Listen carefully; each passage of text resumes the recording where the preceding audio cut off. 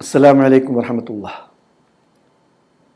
അൽഹംദുലില്ലാഹില്ലദി ഹദാനാ ലിഹാദാ വമാ കുന്നാ ലിനഹ്തദിയ ലൗലാ അൻ ഹദാനല്ലാഹ് വസ്സലാത്തു വസ്സലാമു അലാ മുഹമ്മദിൻ റസൂലില്ലാഹ്.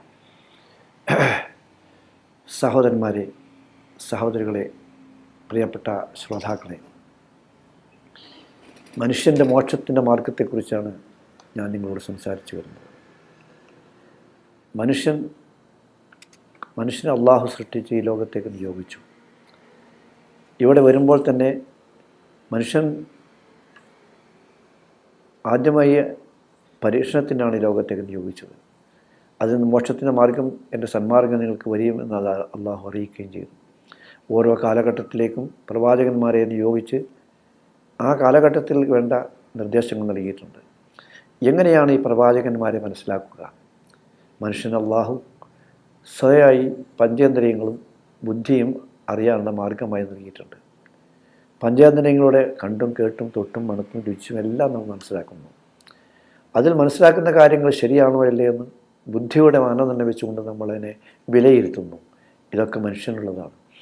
പഞ്ചേന്ദ്രിയങ്ങൾ എത്താത്ത കാര്യങ്ങൾ, ബുദ്ധിക്ക് പ്രാപിക്കാൻ കഴിയാത്ത കാര്യങ്ങൾ, അതിനാണ് അള്ളാഹു മനുഷ്യന്മാരിൽ നിന്ന് നല്ല വ്യക്തികളെ നോക്കി അവരെ തിരഞ്ഞെടുത്ത് അവർക്ക് ദിവ്യ സന്ദേശം നൽകുന്നു. ഈ ദിവ്യ സന്ദേശം നൽകുമ്പോൾ അതാർക്കാണ് ദിവ്യ സന്ദേശം നൽകിയത്, ആരാണ് ദൈവത്തിൻ്റെ ദൂതൻ എന്നറിയാൻ ചില അടയാളങ്ങൾ വേണമല്ലോ. അങ്ങനത്തെ അടയാളങ്ങൾ എല്ലാ പ്രവാചകന്മാർക്കും നൽകിയിട്ടുണ്ട്. ഈ അടയാളങ്ങൾ എന്ന് പറഞ്ഞാൽ സാധാരണഗതിയിൽ മനുഷ്യ നിലക്ക് പഞ്ചേന്ദ്രിയങ്ങൾ കൊണ്ട് അറിവ് ഒരു മനുഷ്യ നിലക്ക് അദ്ദേഹത്തിനുണ്ടായിരിക്കും.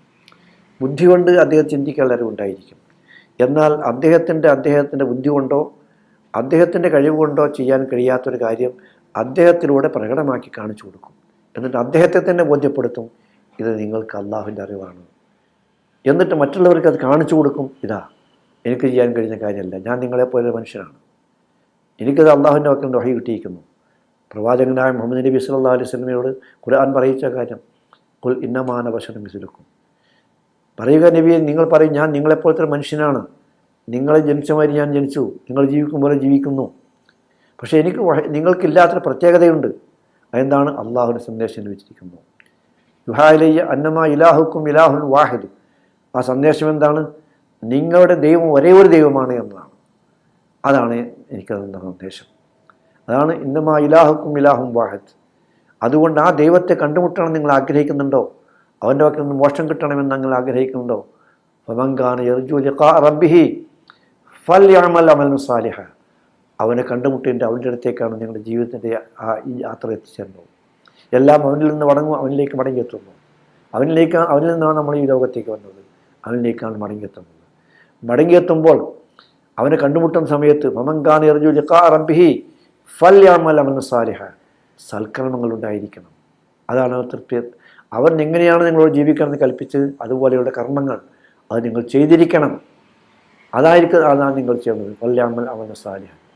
ഒരു കാര്യം പ്രത്യേകം, വലാ യുശ്രിക് ബി ഇബാദത്തി റബ്ബിഹി, അവൻ്റെ സൃഷ്ടാവിനെ ആരാധിക്കുന്നിടത്ത് ആരാധനയിൽ മറ്റൊരുത്തിനെയും പങ്കു ചേർക്കാതിരിക്കണം.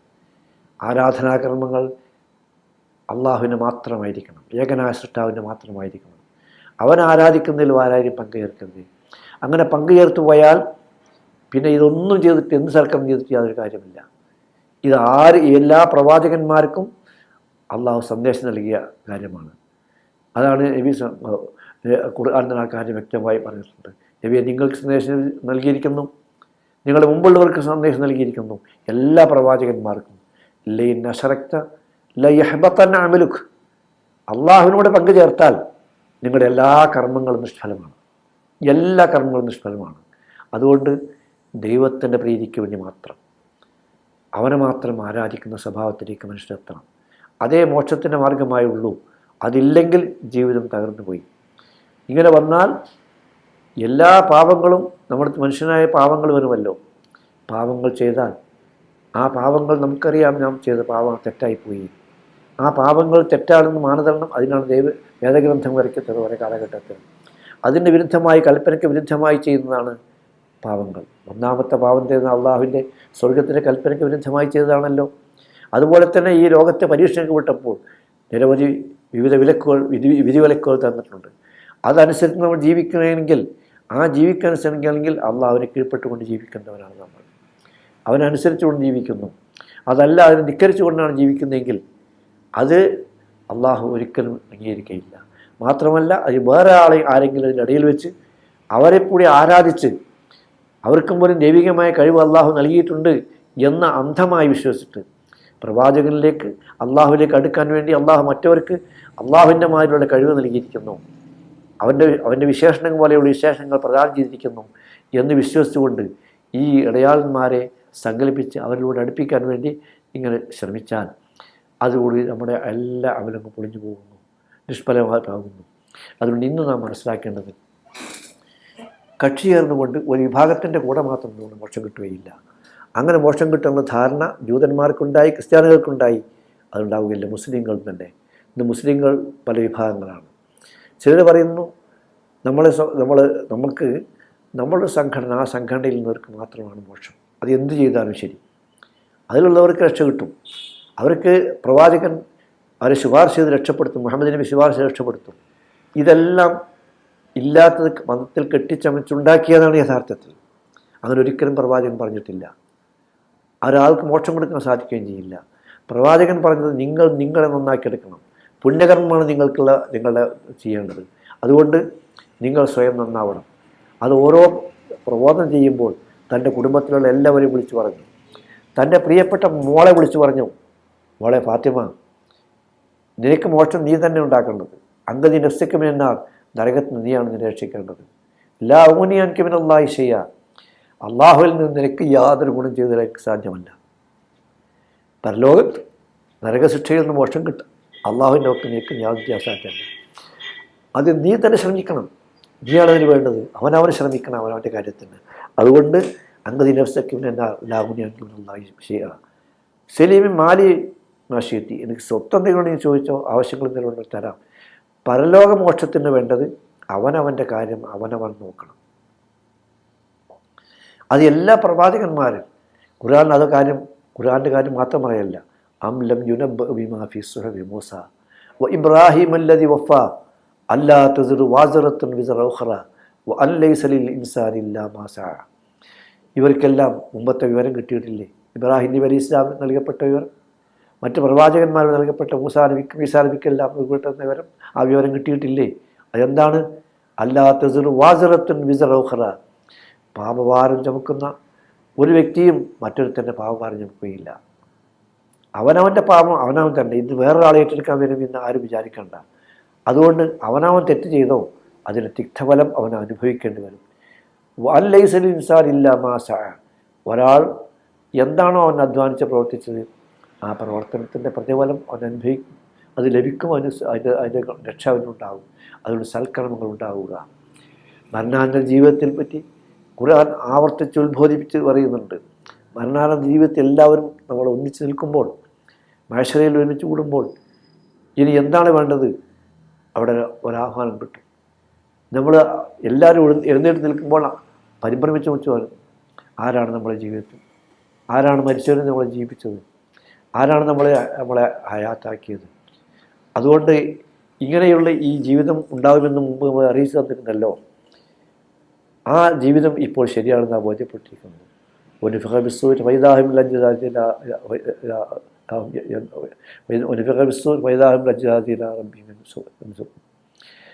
പരലോകത്ത് കാഹളത്തിലൂതപ്പെടുമ്പോൾ അവരെല്ലാം ഉയർത്തെഴുന്നേറ്റ് അവരെല്ലാം ബേജാറായി ഓടുകയാണ്.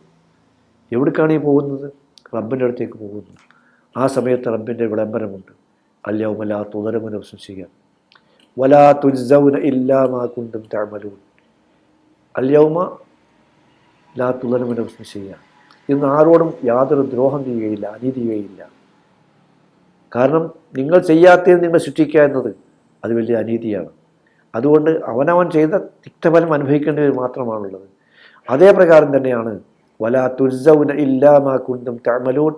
നിങ്ങൾ എന്താണ് പ്രവർത്തിച്ചുകൊണ്ടിരുന്നത് അതിൻ്റെ പ്രതിഫലമല്ലാതെ ലഭിക്കുകയില്ല. അവനവൻ്റെ അമലിൻ്റെ പ്രതിഫലമാണ് ലഭിക്കുക. ഇത് സൂറത്ത് യാസീനിലാണ് അള്ളാഹു ഉൾക്കൊള്ളിച്ചത്. പക്ഷെ ഇന്ന് മരിച്ച മയ്യത്തിൻ്റെ തലക്കുമ്പുറത്തിരുന്നിട്ട് ഇത് അവസാനം ഓതാണ് ഈ മയ്യത്തിന് മോക്ഷം കിട്ടാൻ വേണ്ടിയിട്ട്. അയാൾ ഒരു പക്ഷേ കള്ളുകുടിയനായി മരിച്ചതായിരിക്കാം, അതല്ലെങ്കിൽ മറ്റെന്തെങ്കിലും ദൈവാരാധന ചെയ്തിട്ടോ തെറ്റായ കാര്യങ്ങൾ ചെയ്തിട്ടോ മരിച്ച ആളായിരിക്കാം.